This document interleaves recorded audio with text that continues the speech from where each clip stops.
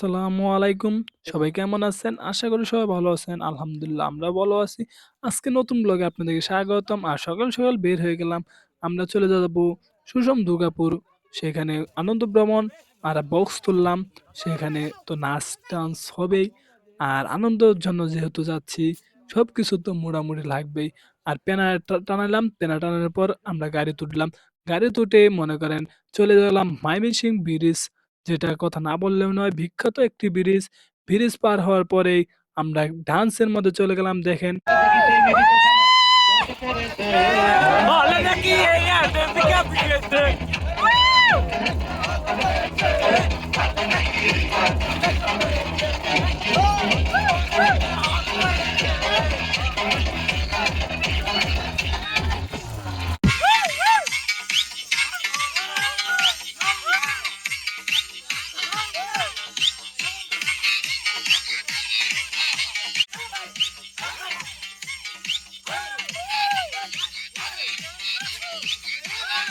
নাচানাচির মধ্যে আবারও চলে আসলাম বাহিরের পরিবেশ নিয়ে। বাহিরের পরিবেশ নিয়ে কি বলবো ভাই? বাইরের পরিবেশটা অস্থির, যার কোনো তুলনা নেই। আর আমি কিছুদিন পরে কিন্তু কোনো না জায়গায় না কোনো জায়গায় ঘুরতে যাই। আর ঘোরাটা কিন্তু আমার একটা পেশা হয়ে গেছে। আর ঘুরতে যাওয়া কিন্তু একটা মনের একটা ভাব, সেটা আনন্দ আর মানুষের মন মানসিকতা সব ঠিক করে দেয়। কারো যদি মন খারাপ থাকে তাহলে কোনো না কোনো জায়গায় ঘুরতে যাবেন, তাহলে কিন্তু মনটা একদম ফ্রেশ হয়ে যাবে। আর আমরা কিন্তু গাড়ির মধ্যে অনেক মজা, অনেক কিছু করলাম, যার কোনো তুলনাই হয় না। আর ওইদিকে দেখতে পারছেন ইন্ডিয়ার পাহাড়, যা অনেক সুন্দর একটা পরিবেশ। এই পরিবেশটা দেখলে মুগ্ধ হয়ে যাবেন।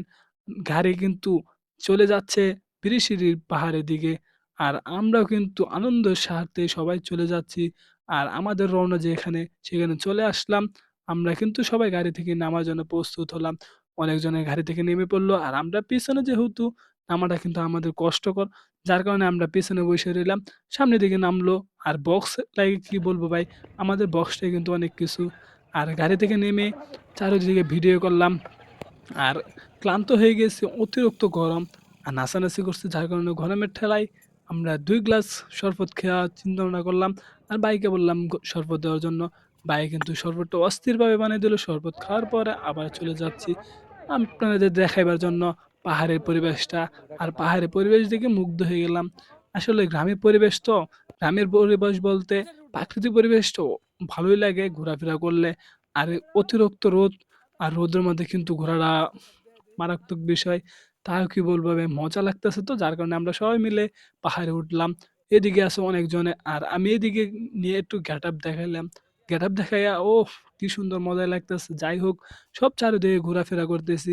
আর পিছনে কিন্তু ক্যামেরাম্যান আমার রিফাত, যা সে আমার এই ভিডিও ব্লগে কিন্তু সে আমার ক্যামেরাম্যান হয়ে গেছিল। আর আমি এদিকে ঘোরাফেরা করি, সে আমার ভিডিও করে। যেকোনো ছবি তুললেও সে কিন্তু আমার ছবি তুলে দেয়, ভিডিও করে দেয়। আর এদিকে অনেকজন আছে, তারাও কিন্তু আমার ছবি তুলে দেয়। আর অনেক ছবি তুলছি। আর কি বলবো ভাই, আমাদের একটা, আমি যে একটা শোরুম দিছি, শোরুমের টি-শার্ট, এই টি-শার্ট গুলো কিন্তু অনেকজনে পড়ছে, দেখতেই পারছেন। আর এদিকে শসা খাইলাম। কি বলবো ভাই, অতিরিক্ত রৌদ্র, যার কারণে শসা খেয়ে নিলাম। আর ক্ষুধা লেগে গেছে, যার কারণে ২ জন মিলে হোটেলে ঢুকলাম। পরোটা খেলাম। সেখানে খাউন কোন সময় জানে আসে সেটা তো আর বলতে পারি না। যার কারণে ২ জন মিলে কিছু না কিছু খাওয়া-দাওয়া করে নিলাম। নাস্তা খাওয়ার পর আবার বের হয়ে গেলাম ঘোরাফেরা করার জন্য। আর এই পাহাড় থেকে নামলাম। পাহাড়ের থেকে নিচে নামলাম, কি ভয় লাগছিল। যাই হোক, সবকিছু নিয়ে অনেক কিছু মজা লাগলো। আর এইগুলো পরিবেশ অনেক ভালো। আর পুতুলগুলো দেখে আমি মুগ্ধ হয়ে গেলাম। আর সাদা পাথরের কথা কি বলবো ভাই, এখানে মানুষ অনেক গোসল করতেছে। আমরাও চাইছিলাম গোসল করার জন্য, কিন্তু আমি যে গোসল করব সে পরিবেশ নিয়ে যাইনি। আর সামনের দিকে যাচ্ছি, আমরা ভিডিও করব আর ছবি তুলবো কিছু, যেহেতু ছবি তোলার জন্য আসছি, কিছু ছবি তুলে নিই। আর এদিকে যাচ্ছি আমরা। আর মানুষে দেখতেই পারছেন আপনারা, মানুষে গোসল করার জন্য নামতেছে।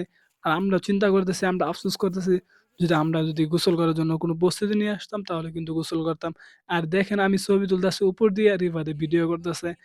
আর সেখানে কিন্তু ছবিগুলো অস্থির হয়েছে। আর এদিকে আমি ক্যামেরা নিয়ে একটু ভাব নিলাম। আর আপনাদের দেখাইতেছি কি পরিবেশটা কেমন। যাই হোক পরিবেশ দেখে মুগ্ধ হয়ে গেলাম।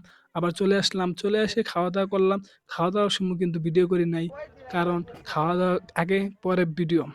যার কারণে খাওয়া-দাওয়া শেষ করে পরে আবার একটু ভিডিও করলাম। যাই হোক ব্লগটি এ পর্যন্তই। আর ব্লগটি কেমন হয়েছে অবশ্যই কমেন্ট করে জানাবেন।